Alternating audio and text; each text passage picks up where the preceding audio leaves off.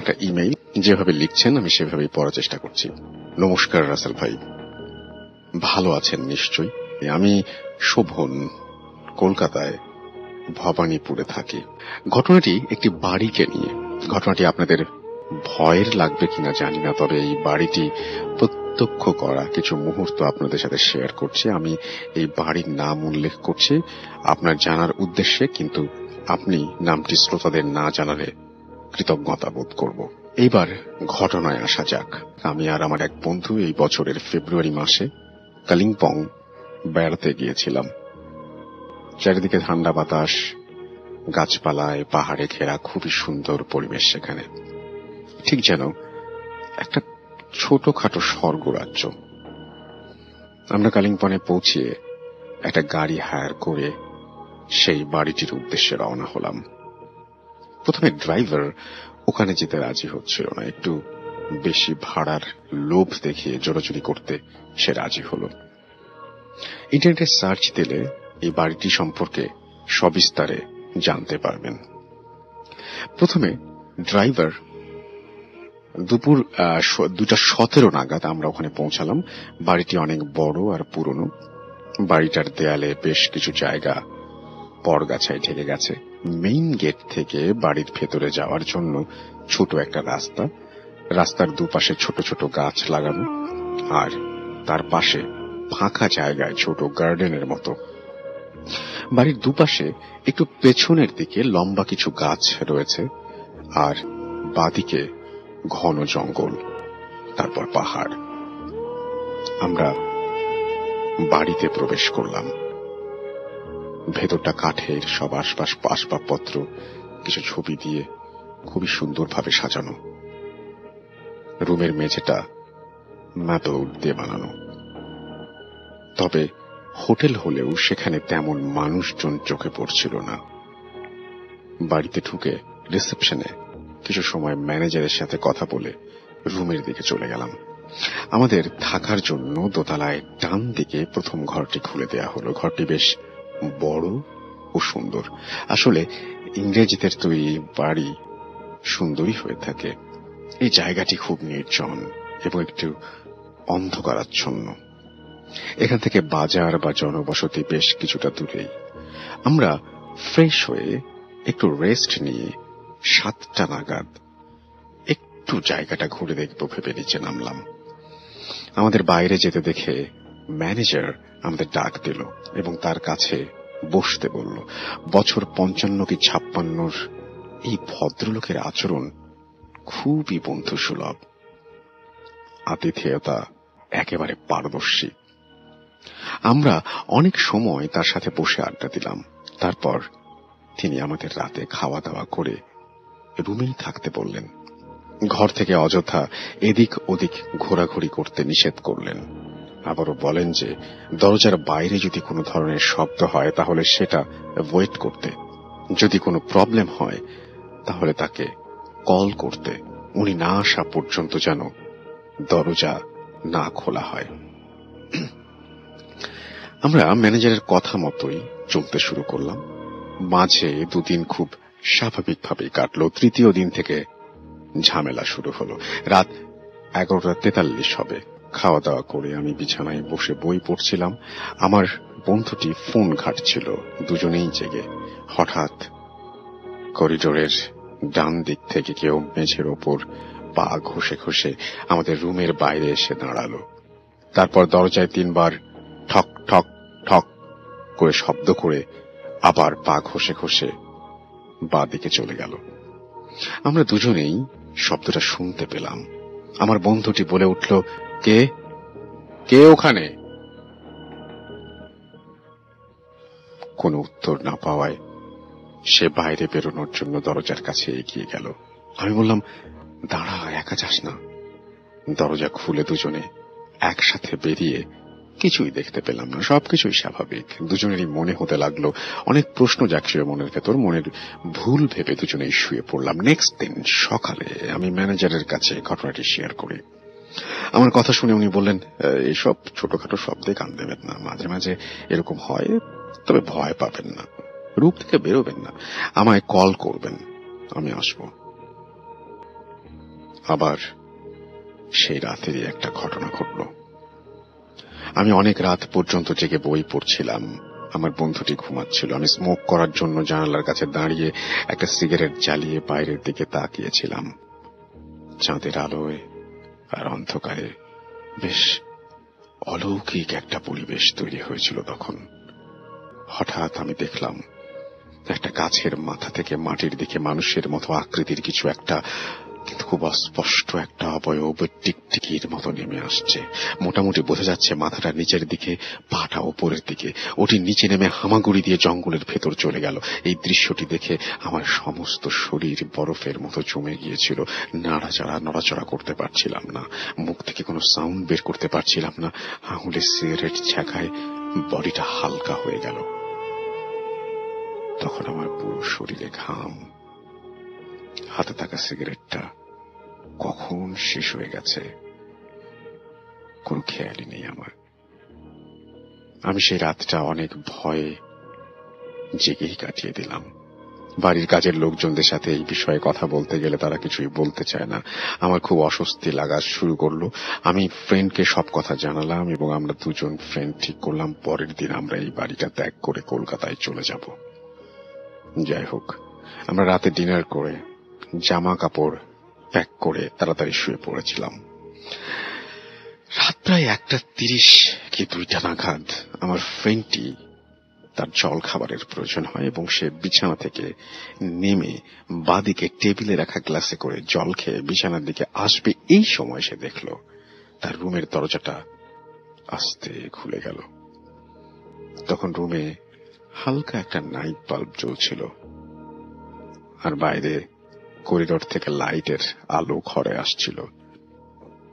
সে স্পষ্ট দেখছে কালো মানুষের আকৃতির কিছু একটা স্পষ্ট জিনিস, একটা অবয়ব হামাগুড়ি দিয়ে বিছানার কাছে এলো এবং ঠিক আমার পায়ের কাছে বসে ঠিক বৃদ্ধ মানুষের মতো অঝরে গুনগুন করে কান্না শুরু করলো।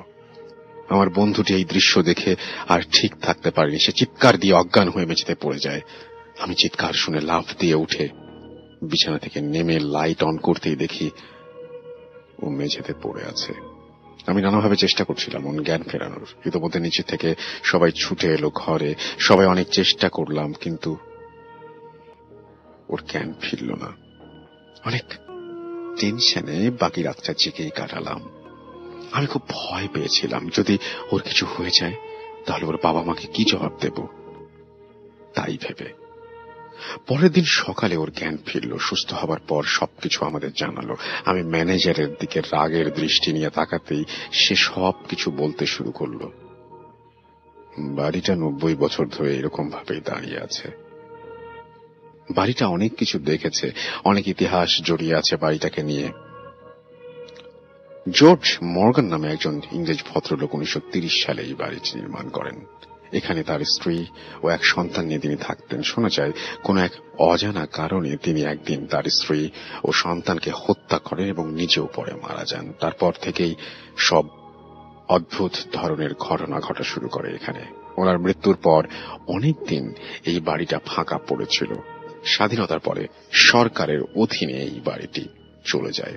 এটিকে নতুন করে টুরিস্ট লজ বানিয়ে ফেলা হয়। এখানে কোনো মানুষ বেশি দিন থাকতে পারে না। মাঝে মাঝে তারা এটা দেখে ভয় পায়, পরের দিন আর কাজেই আসে না। তো ম্যানেজারের মুখ থেকে সব শোনার পর আমরা ওই দিন রাতটা কোন রকমে একটি রুমে কাটিয়ে দিয়ে পরের দিন কলকাতার উদ্দেশ্যে রওনা দিই। বেরোনোর সময় আমরা বাইরে থেকে যখন দরজার দোতলায় জানালাটার দিকে তাকাই, তখনও সেই অবয়বটি আমরা দেখতে পাই এবং স্পষ্ট দেখতে পেলাম দাঁড়িয়ে আছে। আমাদের তেমন কোনো ক্ষতি হয়নি, তবে ভয়ে যে মানুষকে কতটা নিরীহ বানাতে পারে সেটা ভালো করে অনুভব করতে পারছিলাম। আপনি একবার কল্পনা করে দেখুন, রাতে হঠাৎ করে ঘুম ভেঙে গেছে, উঠে আমার বন্ধুটির পায়ের কাছে খুব অস্বাভাবিক কিছু আপনি দেখতে পেলেন, কি করবেন? ঘটনাটি ভালো লাগলে পড়ে শোনাবেন, খুশি হব। তো এই ছিল ঘটনা। আশা করছি আপনাদের ভালো লেগেছে। আমরা আশা করব এবং আরো আপনাদের ঘটনা শোনাবো, আরো অনেক অনেক ঘটনা আমাদের সাথে আছে, সেগুলো আমরা শোনাবো। তার আগে আমরা চলে যাচ্ছি আমাদের প্রথম অতিথির কাছে এবং তিনি হচ্ছেন আপনাদের সবার পরিচিত, সবার প্রিয় হাফেজ মাইনুদ্দিন সাহেব। তার একটা চমৎকার ঘটনা আছে, সেটা আমরা শুনবো। চলুন শুনে আসি তার ঘটনা। আমি আজকে যে ঘটনাটা বলবো সেটা আমাদের ঢাকা এবং নারায়ণগঞ্জেরই। ওরা আমাদের ঢাকা লালবাগে থাকতো, নারায়ণগঞ্জ একটু ফ্ল্যাট কিনছে। তো ওদের ফ্ল্যাটের মধ্যে আগস্টের 1 তারিখে ওরা ওইখানে চলে যায়, বৃহস্পতিবার ছিল। তো ওদের ফার্নিচার আসবাবপত্র আগেই সব গোছানো ছিল। তারপর যেদিন এখান থেকে গেল ঢাকা থেকে, সেখানে কিছু কাজ ছিল তারা গোছানোর জন্য, তো গোছাইতেছিল। তো বিশেষভাবে তারা সন্ধ্যা দিকে একটা উপলব্ধি করতে পারে সেই বাড়িতে, তারা যে ফ্ল্যাটটা কিনেছে 7 তলায়, ওইখানে সন্ধ্যার পরে দিয়ে আগরবাতির একটি খুব সুঘ্রাণ চলতেছিল। যখন এই আগরবাতির খুশবুটা তাদের ঘরে আসতেছিল, তখন তাদের ঘরে একটি ছেলে ছিল, একটি সন্তান, ক্লাস 9-এ পড়ে, অন্তু। এবং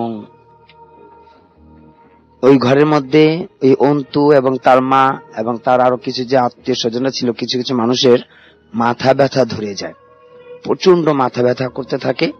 তখন তার মা তার সন্তানকে, ছেলেকে বলতেছে, অন্তু দেখো তো আগরবাতি কে জ্বালাইতেছে, যেটা একটু বলে দাও, যে আমাদের একটু সমস্যা হইতেছে, যেন কাজটা না করে। তো অন্তু বের হয়ে তালাশ করতে লাগলো যে আগরবাতিটা, খুশবুটা বা কোথা থেকে আসতেছে, যাই এই সমস্যাগুলো তাদের জন্য হইতেছে। ও খুঁজতে খুঁজতে যখন 5 তলাতে গেল, তো একটি ফ্ল্যাটের দরজাটা ছিল ফাঁকা, সেই ফ্ল্যাটটা পুরোই খালি ছিল, ওই ফ্ল্যাটটা পুরো খালি ছিল। কিন্তু অন্তু যা গিয়ে দেখতে পেল যে ফ্ল্যাটের দরজাটা একটু ফাঁকা ছিল, সেখানে একটি মৃত ব্যক্তির লাশ এইভাবে লম্বা হয়ে শুয়েছিল এবং সেই লাশের পাশে আগরবাতিটা জ্বলতেছে। তো অন্তু ভাবছে যে বাড়ির ফ্ল্যাটে কোনো মানুষ মারা গেছে। তখন সে দৌড়ে গিয়ে তার মাকে বলল, মা 5 তলার কেউ হয়তো মারা গেছে, সেখান থেকে আগরবাতি জ্বলতেছে।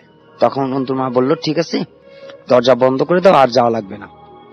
তো ঘটনা রীতিছে যখন রাত্রিবেলায় তাদের সমস্ত সব কাজ শেষ করে ওরা খাওয়া দাওয়া করে যখন ঘুমাতে যাবে, সবাই যার যার রুমে, অন্তু উনি রাত্রিবেলায় মোবাইলটা নিয়ে একটু ব্যস্ত ছিল, ফেসবুক বা ইন্টারনেট চালাইতেছিল, ও একাকি ওনার রুমের মধ্যে। ওই সময়তে এই অন্তুর নাম ধরে তাকে ডাকা হয়। অন্তু বলতেছিল যে আমি যখন ঘরে বসে একাকি ছিলাম আমার বেডরুমে, কে যেন আমার পিছন থেকে বলতেছে, অন্তু কাছে আসো। তখন অন্তু এই বিষয়টাকে খুব ভয় পায় এবং যখন পিছনে তাকালো, ও দেখলো যে ওর পেছনে ওর মা সাদা কাপড় পরিত ওকেই ডাকতেছে। তো অন্তু অবাক, জাম্মু সাদা কাপড় পরে আছে, এবং ও দৌড়ে গিয়ে তার মার বেডরুমে গেল। যখন ওর মাকে জিজ্ঞেস করলো, মা তুমি কি আমাকে ডাকছো? বলছেন না তো, আমরা তো ঘুমাইতেছিলাম। বলতেছে আমি সাদা কাপড় পরিত এরকম এরকম আমাকে ডাক শুনতে পেলাম। ও আবার তার বেডরুমে আসলো, সে আবার সে একই ডাক, অন্তু চলে আসো। তখন ও খুব ভয় পাইল এবং প্রচন্ড তার জ্বর চলে আসলো। ওর মা বাবা তাকে দেখতে আসলো। ওর বাবা মা যখন এসে দেখো প্রচন্ড জ্বরে কাঁপতেছে ছেলেটায়, তখন তারা রাত অনেক, তো একটা ক্লিনিকে নিয়ে যাবে, যে এখন তো ডেঙ্গু যে প্রভাবটা পড়ছে, কোন একটা জ্বর, কোন সমস্যা নাকি। ওর বাবা এবং মা, তার যে আত্মীয় খালা আছে, সবাই মিলে যখন অন্তুকে নিয়ে একটা ক্লিনিকে নিয়ে যাবে, ওরা 7 তলার থেকে যখন 5 তলার দিকে আসলো, অন্তু যে ঘরটাতে দেখেছিল যে একটা লাশ শুয়েছিল এবং সেখানে আগরবাতি জ্বলতেছিল, ওই জায়গাটার মধ্যে এখন পরিবারের সবাই দেখতে পাইতেছে ওই যে দরজাটা দিয়েই একটি লাশ পুরা শূন্যে ভাসমান, সাদা কাপড় পরিহিত লাশটা পুরা শূন্য ভাসমান হয়েছে। এটা দেখার পরে ওরা সবাই বুঝতে পারলো যে অন্তু তাহলে কোনো জ্বর না। অন্তু খুব ভয় পাইছে এবং ওনারাও খুব প্রচন্ড ভয় পেয়ে সাথে সাথে নিচে ব্যাক করেনি, উপরে তারা চলে গেল তাদের বেড, তাদের নিজস্ব রুমে। তারা চলে গিয়ে সেই বাড়ির কেয়ারটেকারকে ডাকা হলো ফোন করে। তারপর কেয়ারটেকার আসলো, এসে বলতেছে, জি আপনারা এটা ভয় পাবেন না, 5 তলার যে ফ্ল্যাটটা এখনো খালি বিক্রি হয়নি এবং 3 তলার আরেকটা ফ্ল্যাট খালি আছে, এই 2টা ফ্ল্যাটে এই বাড়িতে একটু সমস্যা আছে, আপনারা এগুলো ভয় পাবেন না। কিন্তু যখন এগুলো বলছে, ঠিক আছে, অন্তুর এই সারা রাত জাগ্রত, যেমন যে জ্বরের মধ্যে প্রচন্ড, এবং ওর মা যখন দেখেছে যে লাশটা ভাসমান ওই ঘরে, সেই থেকে আজকে যে 9টা দিন ওরা বাড়িতে গেছে, এখনো পর্যন্ত তাদের পেছনে সামনে অহরহ সবকিছু এরকম লাশ দেখতে পারে। যখন বেসিং হাত ধুতে গেছে, হাত ধুতে অন্তুর মা যখন বেসিং হাত ধুতে যায়, দেখে যে এরকম পেছনে লাশ দাঁড়ানো। অর্থাৎ এখন প্রতিটা মুহূর্তের মধ্যে তারা এই লাশটাকে দেখতে পারে ঘরের ভিতরে। তো কেয়ারটেকার বলেছিল যে একটা হুজুর আসবে, হুজুরকে দিয়ে আপনারা এই ঘরটা বন্দি করে দেন এবং ঠিকঠাক করিয়ে দেন। তো শেষ পর্যন্ত অন্তু আমার কাছে আসছিল এই বুধবারে। অন্তু এসে আমাকে এইটুকু প্রথমে আমাকে বলতেছে যে হুজুর ও কি এখানেও আসবে নাকি আমাকে ডাকতে, ওকে আমার কাছে এখানেও আসবে? বললাম না, এখানে আসবে না, এবং ওইখানেও আপনাকে আর ডাক দিবে না। তো অন্তু আমাকে বলতেছিল যে আমি এখন সেই লাশ আমার বেডরুমে যখন আমি ঘুমাতে চাই, তখনও সেই লাশ আমাকে এক নাম ধরে ডাকতে থাকে, অন্তু আমার কাছে আসো। তারা এখন ওই লাশটাকে দেখতে পারে। আমি পরে বলছি যে এরকম কিছু সমস্যা হবে না, ঠিক হয়ে যাবে। জি ভাই, এটাই আমার ছিল ঘটনা। থ্যাংক ইউ সো মাচ আপনার ঘটনার জন্য, আপনাকে অনেক ধন্যবাদ। প্রিয় লিসেনার, এখন যার ঘটনাটি আপনাদের সাথে শেয়ার করব, তার ঘটনা আমরা আগেও শেয়ার করেছি। ওনার নাম শুভ, ছদ্মনাম। সঙ্গত কারণে উনি ওনার আসল নাম শেয়ার করতে চাননি। ওনার বাড়ি মুন্সিগঞ্জ জেলার টঙ্গিবাড়ি উপজেলার কোনো একটি গ্রামে। আজকে উনি যে ঘটনাটি পাঠিয়েছেন, এই ঘটনাটি ওনার নিজেই প্রত্যক্ষ করা একটি ঘটনা। এই ঘটনাটি ঘটে শীতকালে। আমরা সবাই জানি শীতকাল মূলত বাংলাদেশে ডিসেম্বর মাসে শুরু হয়। তো যাই হোক, এমনই এক শীতকালের এক রাতে এই ঘটনাটি ঘটে। এই ঘটনাটি ঘটে মূলত মাছ ধরাকে কেন্দ্র করে। আপনাদেরকে আগেই বলেছি উনি ওনার নানুর বাড়িতে বড় হয়েছিলেন, আর ওনার নানুর বাড়িটি একটি বিলাঞ্চল। ওইদিকে ওনার নানুর বাড়ির আশেপাশে চারোদিকে ফসলি মাঠ। এইখানে শীতের দিনে আলু লাগানো হয় এবং বাকি বর্ষার মৌসুমে ধান, পাট এবং ধৈর্যা লাগানো হয় ক্ষেতগুলাতে। তো বর্ষার মৌসুম যখন চলে যায়, তখন ওই বিলের মাঝে অনেক ছোট বড় পুকুর থাকে। ওই পুকুরগুলাকে ওই অঞ্চলে কুম হিসাবে বলে। যাই হোক, এমনই এক কুমের মধ্যে এক শীতের রাতে ওইদিকে মাছ ধরানো হচ্ছিল মূলত এক ভিন্ন পদ্ধতিতে। এই পদ্ধতিতে মাছ ধরতে হলে একটা পুকুরে কমসে কম 1 সপ্তাহ সময় লাগে। তো এই পদ্ধতিটা হলো পুকুরের এই পার আর ও পার একটা জাল, 2-3 পল্লার একটা জাল বিছানো হয়। তারপরে এই জালগুলা ধীরে ধীরে পুকুরের এক প্রান্ত থেকে আরেক প্রান্তে নিয়ে যাওয়া হয়। আর মাঝে মাঝে ওই জালগুলা উঠিয়ে মাছ উত্তোলন করে হাটে নিয়ে যাওয়া হয়। দেখা গেছে অনেকে বিক্রি করে দেয় জেলেদের কাছে, আবার অনেকে নিজের বাড়ির জন্যই রেখে দেয়। তো যারা নিজের বাড়ির জন্য রেখে দেয় তাদেরকে রাতে পাহারা দিতে হয়, কারণ রাতে রাতে ওই জেলেরা জাল টান দিয়ে সকালে হাটে গিয়ে মাছ বিক্রি করে ফেলে। আর এই কারণেই রাতে পাহারা দিতে হয়। তো এমনই এক রাতে মাছ ধরা হচ্ছিল। শুভ ভাই আর শুভ ভাইয়ের নানা গিয়েছিলেন ওই জাল পাহারা দিতে। মূলত ওইখানে 2 রাত ধরে ওই জাল টানা হচ্ছে আর কি। প্রথম রাতে কোনো সমস্যা হয়নি। দ্বিতীয় রাতে আনুমানিক রাত 9টার দিকে খাওয়া দাওয়া করে উনি আর ওনার নানা রওনা দিলেন। বিলের কুয়াশাচ্ছন্ন পরিবেশ পাড়ি দিয়ে যাচ্ছিলেন। আরেকটা কথা বলে রাখি, ওইখানে যেখানে মাছ ধরা হচ্ছিল ওইখানে একটা ব্রিজ আছে এবং ওইটা একটা মহাসড়ক বলা যায়। ওই সড়ক দিয়ে বাংলাদেশের যে কোনো প্রান্তিক গাড়ি যাতায়াত করে আর কি। ওই মহাসড়কের নিচেই কিন্তু ওই কুমটা অবস্থিত, একদম ব্রিজের নিচেই ঠিক। তো ওইখানে মাছ ধরা হচ্ছিল। আর এই ব্রিজের একটা পাশেই ছিল জঙ্গল টাইপের ঝোপঝাড়। তো এই ঝোপঝাড়ের এদিক দিয়েই ওনাদের ওই থাকার যে জায়গাটা, ওই জেলেদের একটা ছোট্ট একটা নৌকার মধ্যে যেরকম ছাউনি থাকে না অনেক নৌকার মধ্যে, এরকম ছাউনির মতো একটা ঘর বানানো হয়েছিল থাকার জন্য, টেম্পোরারি আর কি। তো যাই হোক, ওইখানে ওই নানা নাতি থাকবে। তো নানা নাতি বিল পাড়ি দিয়ে যাচ্ছেন। যেতে যেতে একটা পর্যায়ে ওই ব্রিজের কাছাকাছি চলে আসেন। যখনই ব্রিজের নিচে ওনারা যান, ওনারা একটা শব্দ শুনতে পান। শব্দটা হলো পানিতে যদি মানুষ ডুব দেয়, ডুব দেওয়ার আগে একটা নিঃশ্বাস নেয় জোরে, হোপ, নিঃশ্বাস নিতে নিতে ডুবটা হয়ে গেলে একটা শব্দ হয়। এরকম জাতীয় শব্দ পাচ্ছিলেন, আর পানির ঝাপটা ঝাপটির শব্দ পাচ্ছিলেন। ওনারা বুঝতে পারছিলেন না এত রাতে পানিতে এরকম গোসল করতেছে কে হোপ হোপ করে। তো যাই হোক, ওনারা ওই ব্রিজটা পার হয়ে ওই জেলের ঘরে গেলেন। গিয়ে দেখলেন যে একটা জেলে আছে আর একটা জেলে নেই। মূলত তখন হারিকেনের আলো ওই ঘরটার মধ্যে ছিল, ছোট ঘরটার মধ্যে। ওই হারিকেনের আলোই দেখতে পেলেন। তো সাথে সাথে ওই জেলেটাকে ডাক দিলেন, কিরে তোর উস্তাদ কই? এই কথা শুনে যখন নাকি আবার ওই পানি থেকে ঝাপটা ঝাপটির শব্দ শুনতে পান, তখন ওই নানার হাতে, মানে শুভ ভাইয়ের নানার হাতে একটা লাইট ছিল 3 ব্যাটারিওয়ালা। ওই সময়ে ওই লাইটগুলা বেশ জনপ্রিয় ছিল, আর মোটামুটি অনেকের কাছেই তখন এক রকমের কালা পাথর লাইট বিদেশ থেকে পাঠানো হতো। ওই লাইটগুলো অনেকের কাছে ছিল। যাই হোক, ওই লাইটগুলা ওই নানার কাছে ছিল না। ওই নানার কাছে একটা অন্যরকম লাইট ছিল। কি লাইট? এটা খয়েরি রঙের, আর এই লাইটটার ঘাটটা ভেঙে ফেলা যেত, আর ঘাটটা ভেঙে চার্জ দেওয়া হতো। ওই লাইট ছিল, আর ওইটার বাল্বও পরিবর্তন করা যেত।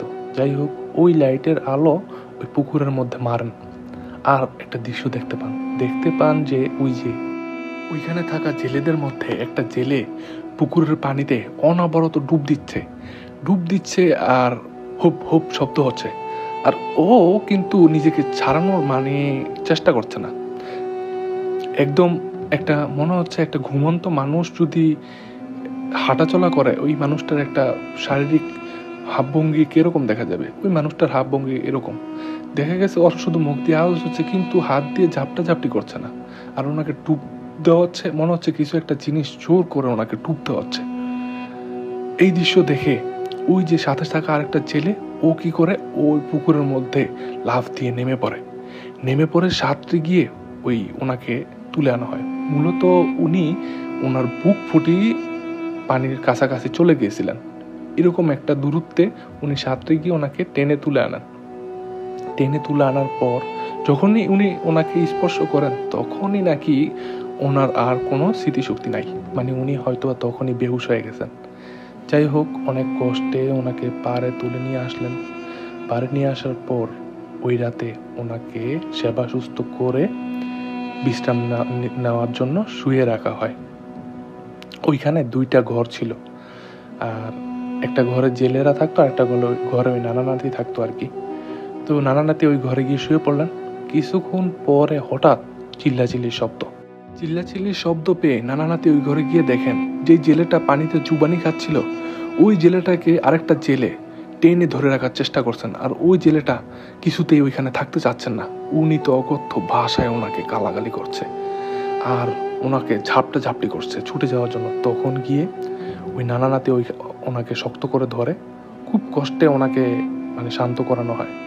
শান্ত হয় না, মূলত উনি উল্টাপাল্টা গালিগালাজ করতে থাকেন, উল্টাপাল্টা কথা বলতে থাকেন, যে বলে, ছাড় আমারে ছাড়, ওরে আজকে মাইরা ফেলাম, কত বড় সাহস, ওই আমার শরীরে পেশাব করে, ওরে আজকে আমি শেষ করে দেব। এই কথা বলতে থাকে ওই জেলেটা। একটা পর্যায়ে এরকম করতে করতে কি হয়, এরকম তার কতক্ষণ সহ্য করা যায়। পাশেই ওই জেলেদের ওইখানে যে সড়কটা, এই সড়কের পাশেই একটা বাজার ছিল, ছোট্টখাটো চায়ের দোকান, আবার ওইখানে একটা মসজিদও ছিল। তো ওই মসজিদের ইমাম সাহেবের কাছে ওনাকে নিয়ে যাওয়া হয় ওই রাতেই। মসজিদের ইমাম সাহেব ওনাকে দেখেই বুঝে ফেলে যে এটা কোনো স্বাভাবিক বিষয় না। তো ইমাম সাহেব মূলত ওনার জানা কিছু দোয়া দুরূদ হয়তো বা পাঠ করছিলেন। দোয়া দুরূদ পাঠ করে ওনাকে ঝাড়ফুঁক করলেন এবং কিছু পানি পড়া দিলেন। এরপরে গিয়ে ওনার অবস্থা স্বাভাবিক হয়। যখন স্বাভাবিক হয়, তখন আর ওই রাতে ওনাকে কোনো কিছু জিজ্ঞেস করা হয় নাই। ওই রাতে গিয়ে সবাই ঘুমায় পড়েন। পরের দিন সকালবেলা যখন ওনার ঘুম ভাঙে, সবাই জিজ্ঞেস করে যে কি হয়েছিল, তোর এই অবস্থা হইলো কেন রাতে? ওই লোকটা তখন বলে যে, আরে দাদা, আমি ওইখানে ওই যে ঝোপঝাড় থাকে ব্রিজের গোড়ায়, ওই জায়গায় উনি গেছিলেন প্রকৃতির ডাকে হালকা হতে। আর তখনই যখন উনি হালকা হওয়ার জন্য বসছেন, তখনই ওনার আর কোনো কিছু খেয়াল নাই। আল্লাহর কি রহম, ওই সময় আবার ওই জিনটা যেটা ওনাকে নিয়ে পানিতে চুবানি দিচ্ছিলেন, তখনই এই শুভ ভাই আর ওনার নানা বাড়ি থেকে খাওয়া দাওয়া শেষ করে ওইখানে আসছিলেন। আর এসেই দেখতে পান ওনাকে পানিতে চুবানো হচ্ছে। আর এরপরের ঘটনা, এই সমস্ত বিস্তারিত ওনার মুখ থেকে শুনলেন। তো এটাই ছিল মূলত ঘটনা। এই শুভ ভাই বলছেন যে এরপরে আর ওই জেলেটার সাথে কিছু ঘটছে নাকি এটা জানে নাই, কারণ ওইখানে মাছ ধরা হয়ে গেছিল 3 দিনের মধ্যে। যেহেতু ওই পুকুরটা অনেক বড়, কিন্তু ওই পুকুরটার ভাগ ছিল 3 ভাগ, এগুলো আলাদা আলাদা ভাবে ধরা হতো, তো এই কারণে তাড়াতাড়ি মাছ ধরাটা শেষ হয়ে যায় গেছে। মূলত 1 সপ্তাহের মতো লাগে, কিন্তু ওই পুকুরটা একটু ছোট হওয়ার কারণে 3 দিনের মধ্যেই শেষ হয়ে যায়। এরপরে উনি আর জেলের কাছ থেকে এই সমস্যার কথা আর শুনতে পারেন নাই, কারণ ওই জেলের সাথে আর ওনার দেখাও হয় নাই, আর এই বিষয়ে জানতেও পারেন নাই।